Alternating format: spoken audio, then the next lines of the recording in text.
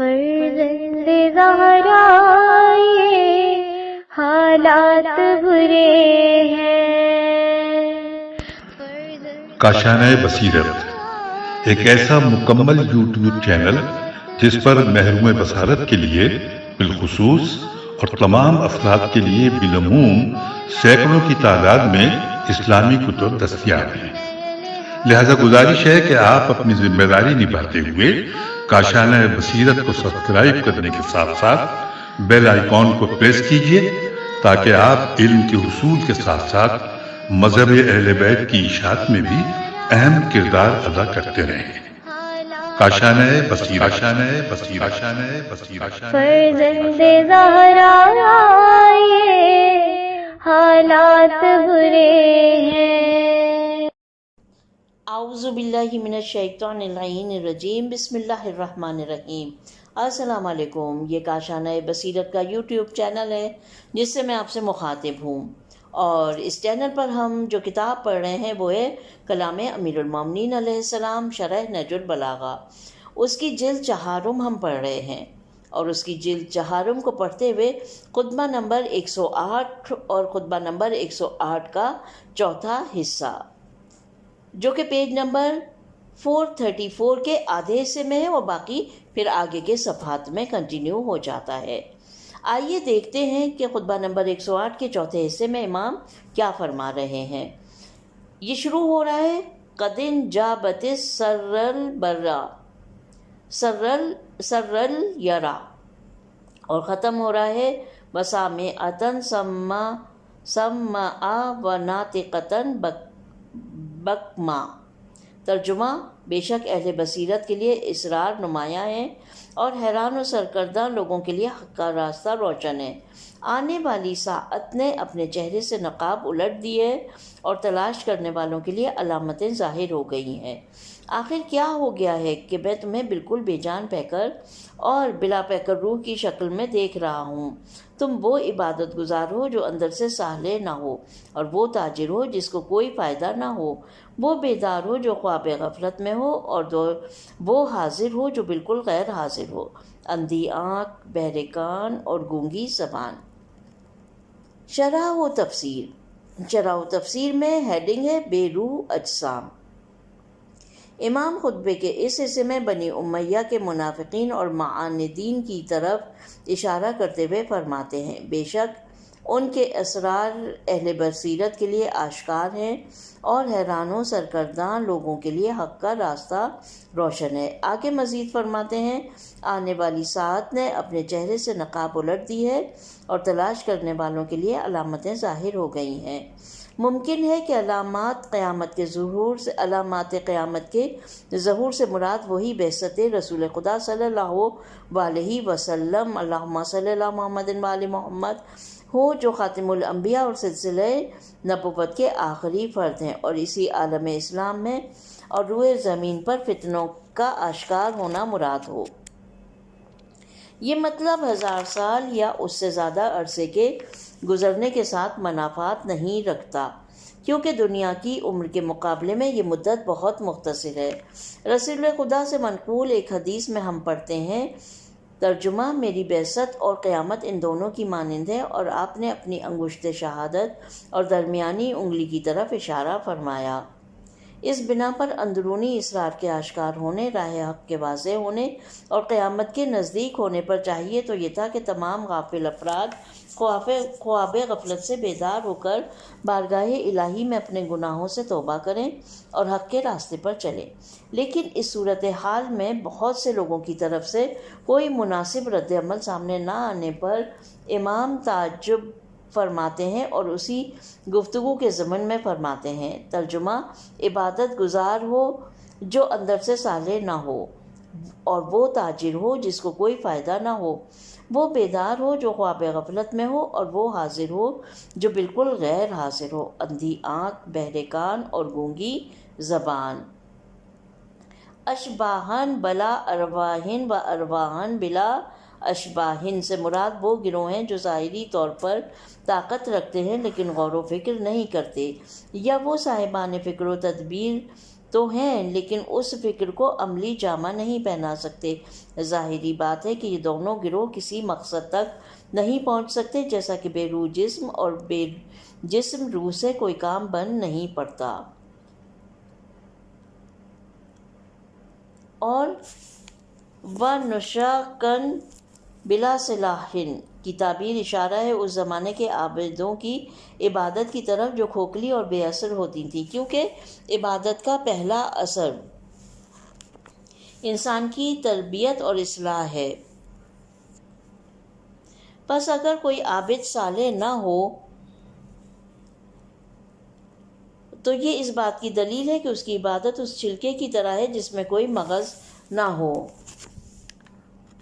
وَنَجَّارًا بِلَا أَرْبَاحٍ کی تعبیر ممکن ہے اس مطلب کی طرف اشارہ ہو جو سورہ عصر میں بھی آیا ہے۔ رب العزت کا ارشاد ہے، تمام انسان گھاٹے میں ہیں مگر وہ لوگ جو ایمان لائے اور عمل صالح بجا لائے اور ایک دوسرے کو حق اور صبر کی تلقین کرے۔ وَأَيْقَاظًا نُوَّمًا کی تعبیر اور چار دوسری تعبیرات جو اس کے بعد آئی ہیں ان افراد کی طرف اشارہ ہے جو ظاہری طور پر تو بیدار ہیں اور میدان میں حاضر ہیں، نیز وہ آنکھ، کان اور زبان بھی رکھتے ہیں، لیکن اچھے اور برے حوادث کے مقابلے میں اپنی طرف سے کسی قسم کے رد عمل کا مظاہرہ نہیں کرتے، گویا کہ وہ باقی خواب میں ہیں اور میدان سے غائب ہیں، اور یہ لوگ اندھے، بہرے اور گونگے ہیں۔ جی ہاں، اسلام ہر چیز کے وجود کو اس کے آثار میں دیکھتا ہے۔ بے اثر زندہ انسان گویا مردوں کی صف میں ہے اور بے بصیرت دیکھنے والے گویا اندھے ہیں، اسی طرح بے خاصیت سننے اور بولنے والے بہرے اور گونگے شمار ہوتے ہیں۔ اس قسم کی تعبیرات قرآن مجید میں بار بار آئی ہیں جہاں منافق اور بے ایمان افراد کو سم بکم عمی فہم لا یعقلون یا ان جیسوں سے تعبیر کیا گیا ہے۔ مجموعی طور پر اس کلام سے یہ استفادہ ہوتا ہے کہ امام علی علیہ السلام اپنے پیروکاروں کی اس بات پر شدید مذمت کرتے ہیں کہ کیوں بنی امیہ کا اصل چہرہ اور ان کی حکومت کے مکروہ مقاصد کے آشکار ہونے کے باوجود تمہاری طرف سے کوئی رد عمل سامنے نہیں آتا، اور سوئے ہوئے بے خبر افراد کی طرح اندھے، بہرے اور گونگے بن کر بنی امیہ کے مظالم سہ جاتے ہو۔ تم یہ نہیں جانتے کہ اسلام اور مسلمین کو کتنے تاریک مستقبل کا سامنا کرنا پڑے گا۔ نقطہ، یہ نقطہ یہاں پہ ہیڈنگ ہے، بے اثر وجود عدم کی طرح ہے۔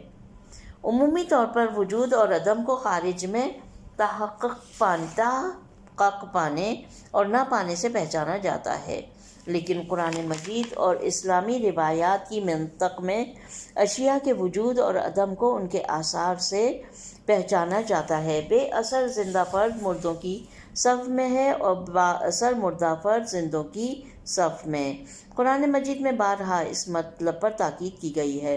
کبھی خداوند تعالیٰ رسول خدا سے مخاطب ہو کر ارشاد فرماتا ہے، ترجمہ، بے شک نہ تو تم مردوں کو اپنی بات سنا سکتے ہو اور نہ بہروں کو اپنی آواز سنا سکتے ہو، خاص کر جب وہ پیٹ پھیر کر بھاگ کھڑے ہوں۔ سورہ نمل کی آیت نمبر 80، جس کا ترجمہ میں نے پڑھا۔ ظاہر ہے کہ یہاں مردوں اور بہروں سے مراد وہ افراد ہیں جو ظاہری طور پر زندہ ہیں اور سننے والے کان بھی رکھتے ہیں، مگر چونکہ رسول خدا کی دعوت کا کوئی مناسب جواب نہیں دیتے ہیں، لہٰذا ان کا شمار مردوں اور بہروں میں ہوا۔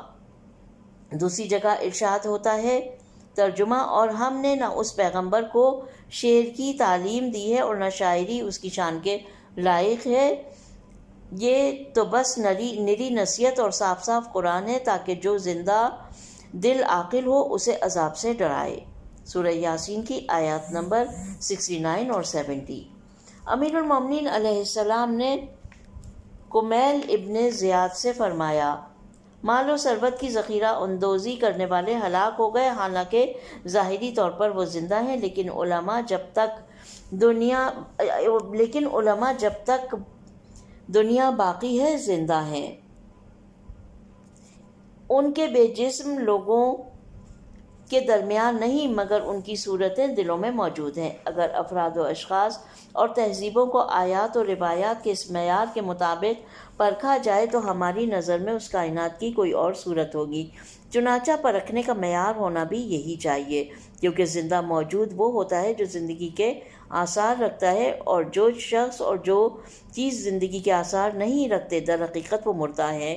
اگر مردے اپنی زندگی کے بعد اپنے وجودی آثار کا مظاہرہ کریں تو جب تک ان کے آثار بشری معاشرے میں موجود ہوں گے تب تک وہ زندوں میں شمار ہوں گے۔ راہ خدا میں شہید ہونے والوں کے آثار چونکہ باقی ہیں لہٰذا وہ ہمیشہ کے لیے زندہ ہیں، یعنی برزخی بہشتی زندگی کے علاوہ، جبکہ ظالموں اور جفاکاروں کی زندگی میں فساد اور بربادی اور مرگ و ویرانی کے علاوہ کوئی اثر پایا نہیں جاتا، لہٰذا یقینی بات ہے کہ وہ مردوں کی صف میں ہوں گے۔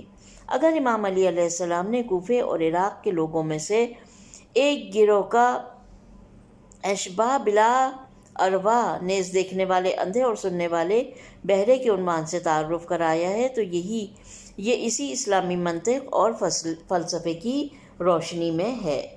یہاں پر خطبہ نمبر 108 کا چوتھا حصہ ختم ہو جاتا ہے اور 5واں حصہ شروع ہو رہا ہے۔ آئیے شروع کرتے ہیں، جو کہ کچھ اس طرح سے ہے: رابطو ظلالن قد قامت، اور ختم ہو رہا ہے من بین حزیل الحبی۔ ترجمہ: گمراہی کا پرچم اپنے مرکز پر جم چکا ہے اور اس کی شاخیں ہر سو پھیل چکی ہیں۔ وہ تمہیں اپنے پیمانے میں تول رہا ہے اور اپنے ہاتھوں ادھر ادھر بہکا رہا ہے۔ اس کا قائد ملت سے خارج اور ضلالت پر قائم ہے۔ اس دن تم میں سے کوئی باقی نہ رہ جائے گا مگر اس مقدار میں جتنا پتیلی کی تہ میں ہوتا ہے یا تھیلی کے جھاڑے ہوئے ریزے۔ یہ گمراہی تمہیں اسی طرح مسل ڈالے گی جس طرح چمڑا مسلا جاتا ہے، اور اسی طرح پامال کر دے گی جس طرح کٹی ہوئی زراعت روندی جاتی ہے، اور خالص مومن کو تمہارے درمیان سے اس طرح چن لے گی جس طرح پرندہ باریک دانوں میں سے موٹے دانوں کو نکال لیتا ہے۔ شرح و تفصیل: بنی امیہ کے ظالم ہر چیز تباہ کر دیتے ہیں۔ یہ ہے ہیڈنگ۔ من نہج البلاغہ کے شارحین کی ایک جماعت نے خطبے کے اس حصے کو گزشتہ حصوں سے الگ جانا ہے۔ ان کا خیال یہ ہے کہ ان دونوں حصوں کے درمیان کچھ اور مطالب بھی تھے جو سید رضی نے اپنی خاص روش کے مطابق حذف کر دیے ہیں۔ سید رضی رحمۃ اللہ علیہ اس خطبے میں ہر خطبے میں اس حصے کو انتخاب کرتے تھے جو ممتاز اور برتر ہو، خاص طور پر فصاحت و بلاغت کے حوالے سے۔ باقی حصوں کو چھوڑ دیتے تھے۔ اس بنا پر شارحین کا یہ گروہ اس حصے کو آخر زماں کے حوادث اور فتنوں کی طرف اشارہ سمجھتے ہیں۔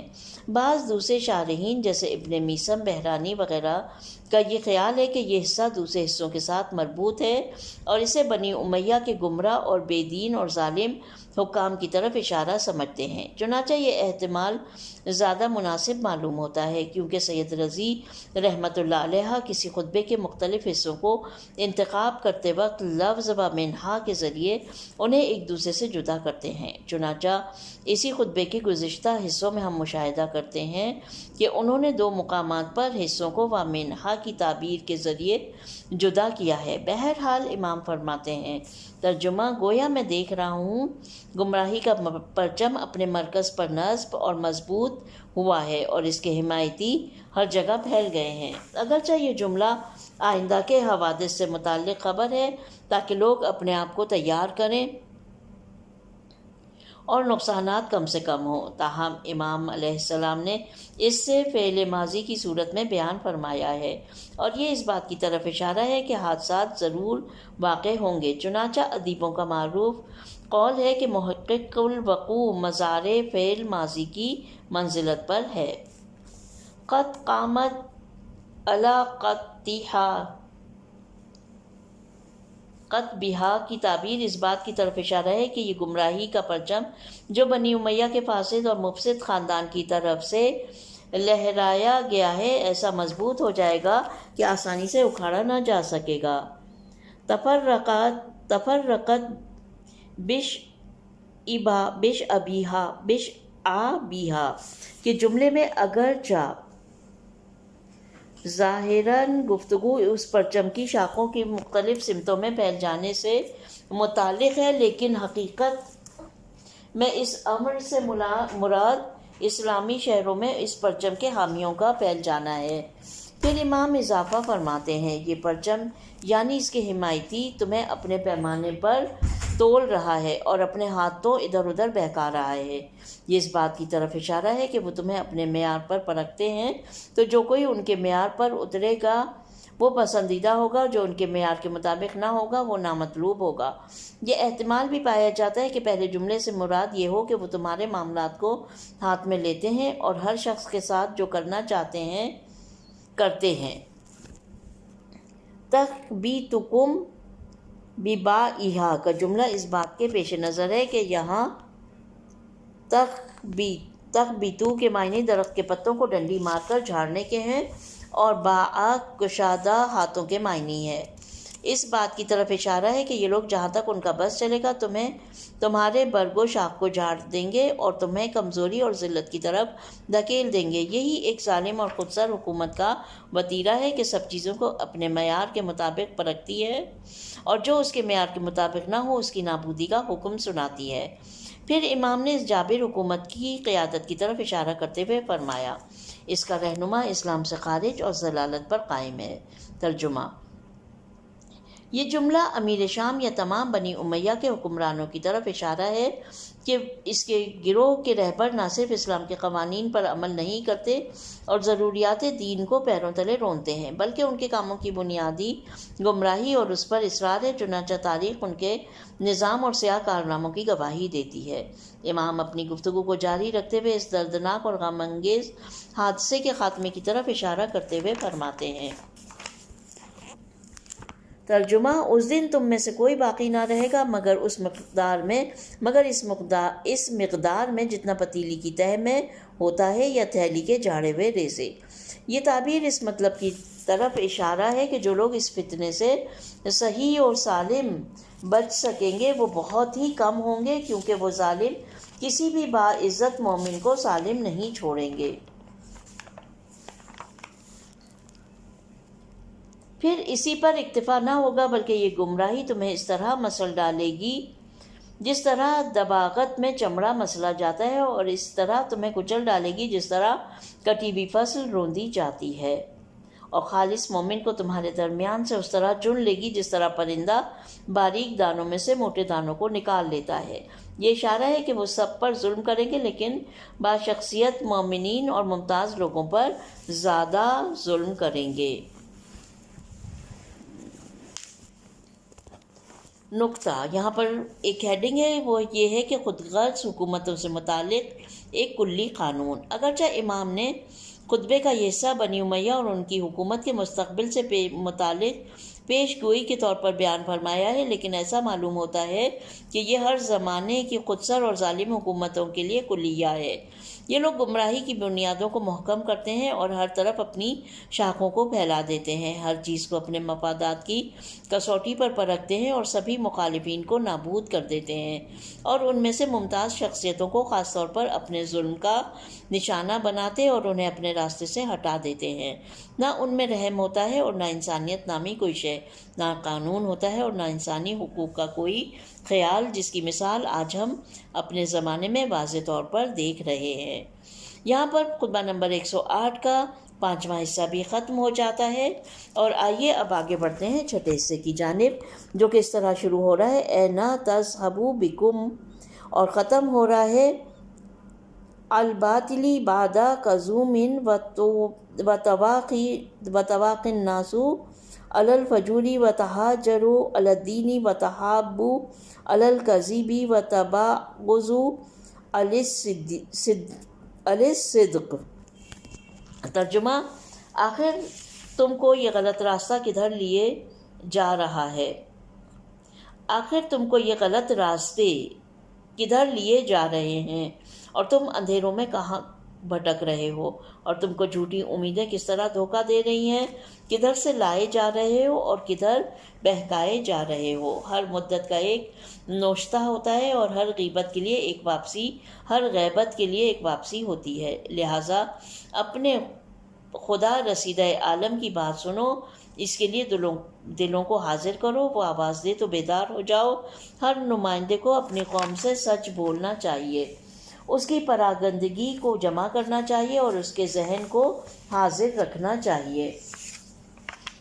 اب تمہارے رہنما نے تمہارے لیے مسئلے کو اس قدر واشگاف کر دیا ہے جس طرح مہرے کو چیرا جاتا ہے، اور اس طرح چھیل ڈالا ہے جس طرح گوند کھرچا جاتا ہے، مگر اس کے باوجود باطل نے اپنا مرکز سنبھال لیا ہے اور جہل اپنے مرکب پر سوار ہو گیا ہے اور سرکشی بڑھ گئی ہے اور حق کی آواز دب گئی ہے، اور زمانے نے پھاڑ کھانے والے درندے کی طرح حملہ کر دیا ہے، اور باطل کا اونٹ چپ رہنے کے بعد پھر بلبلانے لگا ہے، اور لوگوں نے فسق و فجور کی برادری قائم کر لی ہے اور سب نے مل کر دین کو نظر انداز کر دیا ہے۔ جھوٹ پر دوستی کی بنیادیں قائم ہو گئی ہیں اور سچائی پر ایک دوسرے کے دشمن ہو گئے ہیں۔ شرح و تفسیر۔ ہیڈنگ ہے بیدار ہو جاؤ، ایک قریب مستقبل کا سامنا ہے۔ امام نے خطبے کے اس حصے میں ان سخت اور ہولناک حوادث کی پیشگوئی فرمائی ہے جو مستقبل قریب میں مسلمانوں کے دامنگیر ہوں گے۔ آپ اپنے اصحاب کو ان حوادث سے بچنے یا ان سے ہونے والے نقصانات کو کم سے کم کرنے کی تعلیم دیتے ہیں۔ پہلے ان کو متوجہ کرنے کے لیے چلا کر فرماتے ہیں، آخر تم کو یہ غلط راستے کدھر لیے جا رہے ہیں اور تم اندھیروں میں کہاں بھٹک رہے ہو، اور تم کو جھوٹی امیدیں کس طرح دھوکہ دیتی رہی ہیں، کدھر سے لائے جا رہے ہو اور کدھر بہکائے جا رہے ہو، کب بیدار ہوگے اور حق کے پیغام کو سنو گے۔ یوں یہ عظیم معلم اور اس آسمانی رہبر اپنے مخاطبین کو خواب غفلت سے بیدار اور انہیں حق کی گفتگو سننے کے لیے آمادہ کرتے ہیں۔ آپ اپنی گفتگو جاری رکھتے ہوئے انہیں موت اور زندگی کے خاتمے نیز اعمال کی بازگشت کی طرف متوجہ کراتے ہیں اور فرماتے ہیں، ہر مدت کا ایک نوشتہ ہوتا ہے اور ہر غیبت کے لیے ایک واپسی ہوتی ہے۔ تمہاری زندگی کا خاتمہ ہو جائے گا اور تمہارے اعمال تمہارے سامنے ظاہر ہوں گے۔ یہ اس بات کی طرف اشارہ ہے کہ تم لوگ یہ تصور نہ کرو کہ تمہاری زندگی ابدی ہے اور خطاؤں کی تلافی کے لیے ہمیشہ فرصت باقی ہے، اور ایسا بھی نہ سوچو کہ تمہارے اعمال غائب اور پوشیدہ رہیں گے اور کبھی تمہاری طرف نہیں پلٹیں گے۔ اموات برحق ہے، عمر کے پیمانے محدود اور انسان کے اعمال خدا کے پاس محفوظ ہیں۔ اس بنا پر واپس آنے والے غائب سے مراد یا تو انسانوں کے اعمال ہیں یا موت۔ چنانچہ نہج البلاغہ کے دیگر خطبوں میں بھی یہ تعبیر دیکھنے کو ملتی ہے۔ امام خطبہ نمبر 83 کے آخر میں لوگوں کو موت سے قبل توبہ اور اپنی اصلاح کی دعوت دیتے ہیں اور اسے قبل قدوم الغائب المنتظر سے تعبیر فرماتے ہیں، اور اسی سے ملتا جلتا مفہوم خطبہ نمبر 64 میں بھی دیکھنے کو ملتا ہے۔ پھر امام اس گفتگو کے سلسلے میں فرماتے ہیں، جب صورتحال یہ ہے تو اپنے الہی پیشوا کی بات سنو، اس کے لیے دلوں کو حاضر کرو اور اگر وہ آواز دے تو بیدار ہو جاؤ۔ دوران گفتگو لوگوں کی توجہ حاصل کرنے کے لیے آپ مزید واضح و نصیحت اور تنبیہ کرتے ہوئے فرماتے ہیں، ہر نمائندوں کو اپنی قوم سے سچ بولنا چاہیے، اس کی پراگندگی کو جمع کرنا چاہیے اور اس کے ذہن کو حاضر رکھنا چاہیے، اور تمہارا رہبر ایسا ہی ہے۔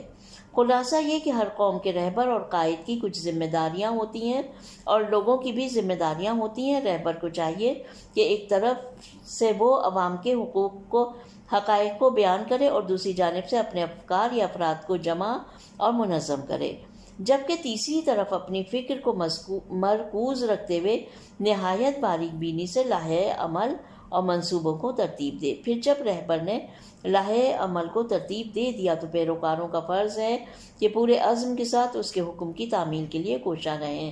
پھر آپ مزید فرماتے ہیں، اب تمہارے رہبر نے تمہارے لیے مسئلے کو اس قدر واشگواف کر دیا ہے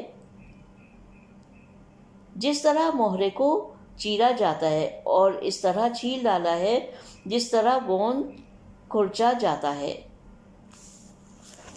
خرزہ قیمتی یا کم قیمت مہروں یا دانوں کو کہتے ہیں۔ جب جواہرات مشکوک ہو جائیں تو ان میں سے ایک کو شگافتہ کر دیا جاتا ہے تاکہ اس کا اندرونی حصہ واضح ہو جائے، اور یہ کنایہ ہے حقائق اور باطن امور کو آشکار کرنے سے۔ وَقَرَافَهُ قَرْفُ الصَّبْغَةِ کی تعبیر اس بات کی طرف اشارہ ہے کہ میں نے مطالب کے اصل جوہر اور مغز کو اس طرح باہر کھینچا ہے جس طرح درختوں سے مفید شیرہ نکالا جاتا ہے۔ یہاں امام دوبارہ سلسلہ گفتگو کو جاری رکھتے ہوئے آئندہ کے حوادث کے بارے میں گفتگو فرماتے ہیں، جیسا کہ گزشتہ سطروں میں ذکر ہو چکا۔ آپ استبدادی حکومتوں کی اجتماعی، اخلاقی اور دینی پستیوں کے بیان کے ساتھ اپنی گفتگو کو مکمل کرتے ہیں۔ در حقیقت آپ ان حکومتوں کے مختلف اجتماعی اور مذہبی آثار کو بیان فرماتے ہیں۔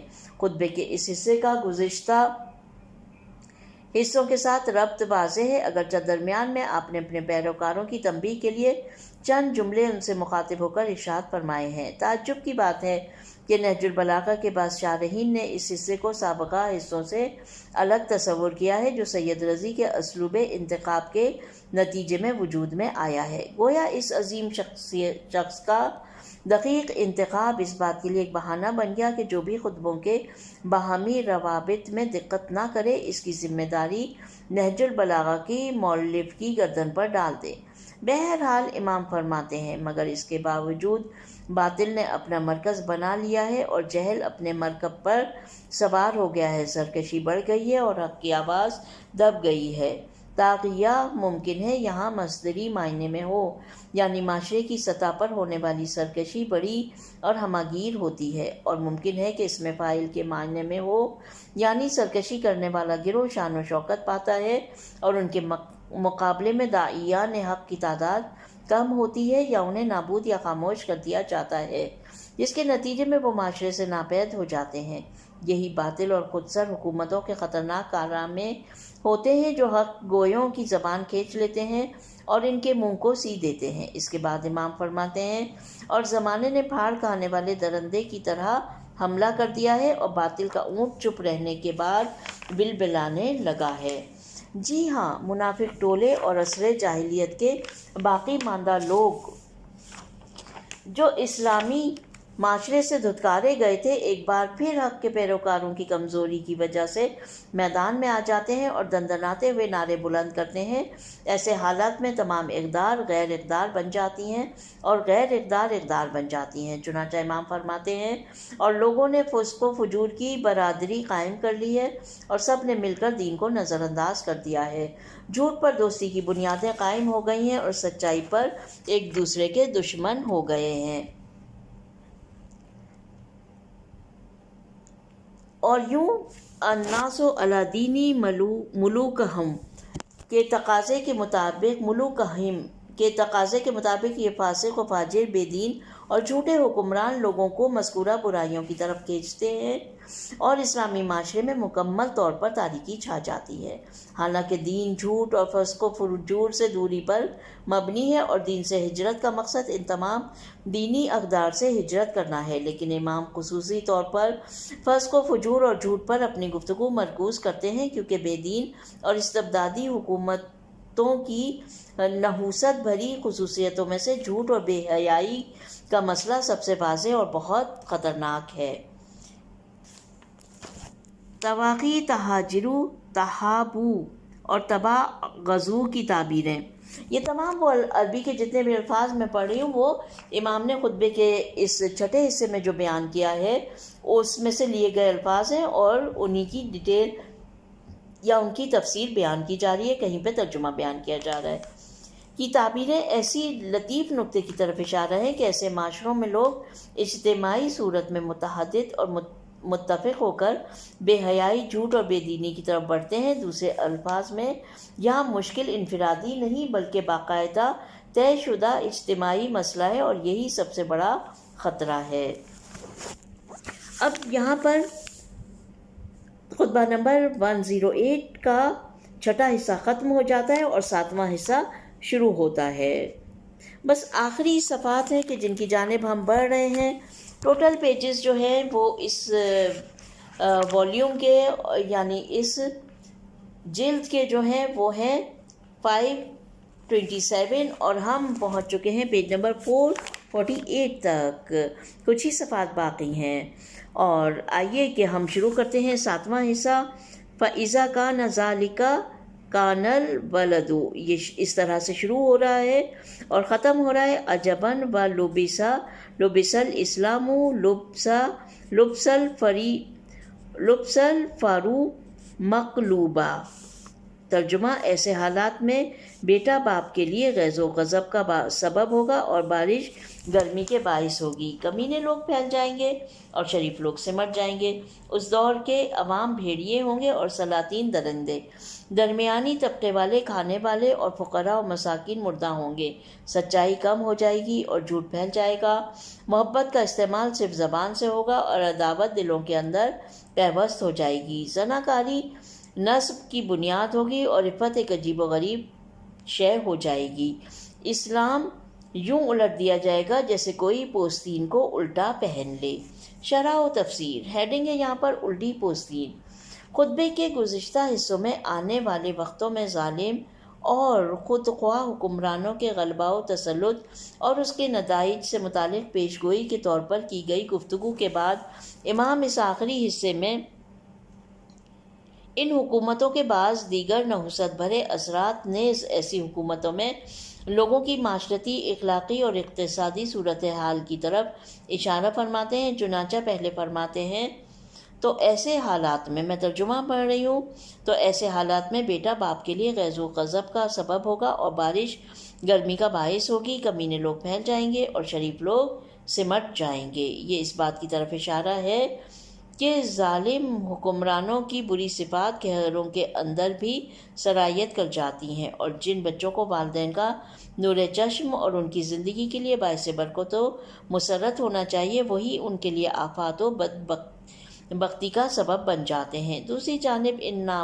ناروا اعمال کے وضعی آثار عالم فطرت اور الہی نعمتوں میں بھی آشکار ہونے لگتے ہیں، جیسے بارش جسے آغاز بہار میں برسنا چاہیے تاکہ ہوا میں ٹھنڈک اور لطافت پیدا ہو، وہ گرمیوں میں برستی ہے، اور گرمی حبس اور فصلوں کی تباہی کا سبب بنتی ہے۔ تیسری جانب اقدار کے دگرگوں ہونے کے سبب پست لوگ معاشرے میں نفوذ پیدا کرتے ہیں، جس کی بنا پر نیک اور پاکیزہ افراد میدان سے دور ہو جاتے ہیں، اور یہ چار خصوصیات ہر ظالم اور خودسر حکومت میں دکھائی دیتی ہے۔ امام اسی گفتگو کے ضمن میں مزید چار خصوصیات کی طرف اشارہ فرماتے ہوئے اس زمانے کے سماجی گروہوں کو چار دستوں میں تقسیم کرتے ہیں۔ چنانچہ آپ فرماتے ہیں، ترجمہ: اس دور کے عوام بھیڑیے ہوں گے، سلاطین درندے، درمیانی طبقے والے کھانے والے اور فقراء و مساکین مردے ہوں گے۔ اس دور کے عوام سے مراد حاکم ظالم حکمران کے مددگار اور اہلکار ہیں۔ جب ان کے حکمران درندہ صفت ہوں گے تو ان کے معاون اور مددگار بھی بھیڑیے جیسے ہوں گے، اور فطری بات ہے کہ اس دوران معاشرے کے متوسط طبقے کے لوگ ان بھیڑیوں کا لقمہ بن جائیں گے اور غریب اس طرح فراموش کر دیے جائیں گے گویا وہ مر گئے ہیں۔ گویا امام نے پوری تاریخ بشریت کی جانچ پرکھ کر کے ان مختصر عبارتوں میں جابر اور خودسر حکومتوں کی خصوصیات کو دقیق طور پر بیان فرمایا ہے۔ خطبے کے آخری حصے میں 7 ایسے نحوست بھرے نتائج کی طرف اشارہ فرماتے ہیں جو ایسے معاشرے کی تمام بدبختیوں کا سرچشمہ ہوتے ہیں۔ چنانچہ آپ فرماتے ہیں، ترجمہ: اس زمانے میں سچ کا خاتمہ ہو جائے گا، جھوٹ پھیل جائے گا، محبت کا استعمال صرف زبان سے ہوگا اور عداوت دلوں کے اندر پیوست ہو جائے گی، گناہوں پر فخر کیا جائے گا اور عفت ایک عجیب و غریب شے ہو جائے گی۔ اسلام یوں الٹ دیا جائے گا جیسے پوستین کو الٹا پہن لے۔ غارت صدقو بفاضل کذبو کی تعبیر اس بات کے پیش نظر ہے کہ غور کے مادے سے ہے، دراصل پانی یا کسی اور چیز کے زمین پر جذب ہونے کے معنی میں ہے، اور افاظ فیض کے مادے سے پانی یا بارش وغیرہ کے جاری یا زیادہ ہونے کے معنی میں ہے۔ اس بات کی طرف اشارہ ہے گویا اس زمانے میں حق و صداقت کے چشمے زمین میں جذب ہو کر ختم ہو جائیں گے اور عالم انسانیت کے سرسبز باغات خشک ہونے لگیں گے، اور اس کے برعکس جھوٹ کا تلخ پانی سماج کی سرزمین پر فراواں ہو جائے گا اور شورا زار سے گھاس پھوس کے علاوہ کچھ نہیں اگے گا۔ گھاس پھوس کے علاوہ کچھ نہیں اگے گا۔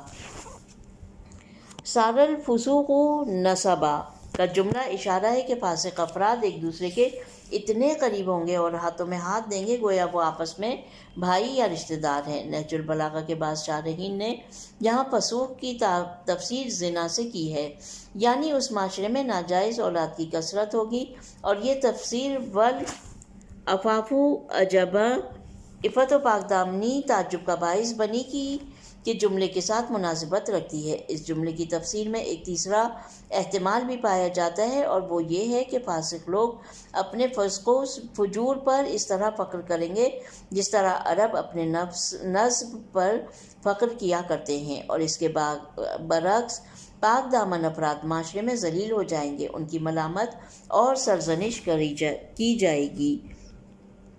لبس الاسلام لبس الفربی مقلوبہ کے جملے میں ایک لطیف نکتے کی طرف اشارہ ہے، اور وہ یہ کہ ظالم اور فاسق حکمران اسلام کی نابودی اور لوگوں کو بے دین بنانے کے لیے کوشش نہیں کرتے، بلکہ وہ اپنے ناپاک عزائم تک پہنچنے کے لیے اسلام میں تحریف کر کے اس کو الٹ کر دکھاتے ہیں، بالکل اس پوستین کی طرح جو الٹ کر پہنی گئی ہو۔ ایسی خودسر اور استبدادی حکومتوں مخصوصاً بنی امیہ اور بنی عباس کی ظالم حکومتوں کی تاریخ اس حقیقت پر گواہ ہے۔ ظاہر سی بات ہے کہ الٹی پوستین سے نہ کوئی گرمی حاصل ہوتی ہے اور نہ وہ انسانی لباس کی شکل میں ہوتی ہے، بلکہ وہ انسان کو جانور کی شکل میں پیش کرتی ہے۔ پھر یہ کہ اس زمانے کے دیگر مفاسد کے ذکر کے بعد اس جملے کا ذکر ممکن ہے کہ ذکر عام بعد از ذکر خاص کی قبیل میں سے ہو، کیونکہ جب اسلام کو الٹ دیا جائے تو سچائی کی جگہ جھوٹ اور پاک دامنی کی جگہ بے حیائی لے لے گی، اور اسی طرح دیگر اقدار اور ان کی ضد بھی ایک دوسرے کی جگہ لے لیں گے۔ نکتہ جابر حکومتوں کے اثرات۔ جو کچھ امام نے اس خطبے کے 3 حصوں میں اسلامی معاشرے میں رونما ہونے والے حوادث سے متعلق پیش گوئی میں بیان فرمایا ہے، وہ تاریخ کی تمام جابر اور استبدادی حکومتوں کی دقیق اور مکمل منظر کشی ہے۔ جب وہ اپنے ستونوں کو مضبوط کرتے ہیں تو نیک اور پاکیزہ افراد کو معاشرے سے درکنار کر دیتے ہیں اور اپنے منتظمین اور معاونوں کو بے باک اور بے ایمان اور چاپلوس افراد میں سے انتخاب کرتے ہیں۔ وہ مومنوں کو دباؤ میں رکھتے ہیں اور عوام کو جہل و نادانی کی طرف دھکیل دیتے ہیں۔ جھوٹ ہر جگہ چھا جاتا ہے اور صدق و سچائی کا خاتمہ ہو جاتا ہے۔ لوگوں کے اہم فیصلے بدماشوں کے ہاتھوں میں آ جاتے ہیں اور بہت سے لوگ الناس علی دین ملوکہم کے تحت ان درندہ صفت سلاطین اور حکمرانوں کی پیروی کرتے ہیں۔ معاشرے کا نظام مکمل طور پر دگرگوں ہو جاتا ہے، مثلاً بے حیائی اور بے شرمی باعث فقر اور پاک دامنی ذلت کا سبب شمار ہونے لگتی ہے۔ اس قسم کی حکومتیں مذہبی احاطوں میں مذہب سے مقابلہ نہیں کرتیں، بلکہ کوشش کرتی ہیں کہ مذہب کو اندر سے کھوکھلا اور اس کی تعلیمات میں تحریف کر دیں، اور یوں لوگوں کے مذہبی احساسات کو اپنے ناپاک عزائم کے حصول کے لیے استعمال کریں۔ یہ لوگ عوام میں خرافات کو رواج دیتے ہوئے مذہب کے بعض ظواہر کو اہمیت دیتے ہیں اور اس کی جڑوں کو کاٹ دیتے ہیں۔ جب ہم ان دقیق معیاروں جو امیر المومنین علیہ السلام نے اس خطبے میں بیان فرمائے ہیں ان کی روشنی میں آج کی دنیا کے معاشروں بالخصوص بہت سے اسلامی ممالک کو دیکھتے ہیں تو معلوم ہوتا ہے کہ یہ معیارات کس قدر قابل تطبیق ہیں۔ گویا امام اس دن سے آج کے معاشروں میں رونما ہونے والے تمام حوادث کو دیکھ رہے تھے اور ایک ماہر مصور کی طرح نو کے قلم سے ان کی تصویر بنا رہے تھے، ایک ایسی تصویر جو ہر زاویے سے اصل کے مطابق ہے۔ جو پیش گوئی امام نے اس خطبے میں فرمائی ہے وہ ان روایات سے مشابہ ہے جو رسول خدا صلی اللہ علیہ وسلم سے اس سلسلے میں نقل ہوئی ہیں، من جملہ آپ کی یہ حدیث ہے۔ ترجمہ اس حدیث کا وہ یہ ہے کہ ایک ایسا دور بھی لوگوں پر آنے والا ہے کہ ان کی شکل و صورت انسانوں جیسی اور ان کے قلوب شیطانوں کے ہوں گے۔ یہ بھیڑیوں کی طرح درندہ صفت ہوں گے اور ہمیشہ خون ریزی کرتے رہیں گے، کبھی باز و نصیحت کے ذریعے ان برائیوں سے باز نہیں آئیں گے جو وہ کرتے ہیں۔ اگر ان کا ساتھ دو گے تو وہ تمہیں بدنام کریں گے، اگر تم ان سے گفتگو کرو گے تو تمہیں جھٹلا دیں گے، اگر تم ان سے چھپ جاؤ گے تو تمہاری غیبت کریں گے۔ سنت یعنی سنت معصومین علیہم السلام ان کے درمیان بدعت ہے اور بدعت ان کے درمیان سنت ہے۔ غدار ان کے نزدیک حلیم اور حلیم ان کے نزدیک غدار ہے۔ مومن ان کے درمیان کمزور اور فاسق ان کے درمیان محترم ہوگا۔ ایسی صورتحال میں رب ذوالجلال انہیں موسم کی بارش سے محروم کر دیتا ہے اور اسے بے موقع نازل فرماتا ہے اور ان پر انہی کے اشرار کو مسلط کر دیتا ہے۔ یہاں پر الحمدللہ خطبہ نمبر 108 اختتام پذیر ہوتا ہے، اور پروردگار عالم سے یہ دعا ہے کہ بار الہ یہ جو کوشش ہم کر رہے ہیں، یہ جو ہماری کاوش ہے، بہت خوبصورت انداز میں ہم اس کلام کو نہیں پڑھ رہے ہیں جو کہ اس کا حق ہے، جس انداز میں اس کو پڑھنا چاہیے، جس انداز میں اپنے اندر جذب کرنا چاہیے اور جیسے کہ محسوس کرنا چاہیے، اس طرح سے یہ نہیں ہو پا رہا ہے۔ لیکن جو بھی ہماری کوشش ہے مخلصانہ ہے، خلوص دل کے ساتھ ہے، تو یقیناً اس کو اپنی بارگاہ میں قبول اور مقبول فرما۔ ربنا تقبل منا انک انت سمیع علیم۔ اپنا بہت خیال رکھیے۔ خدا حافظ۔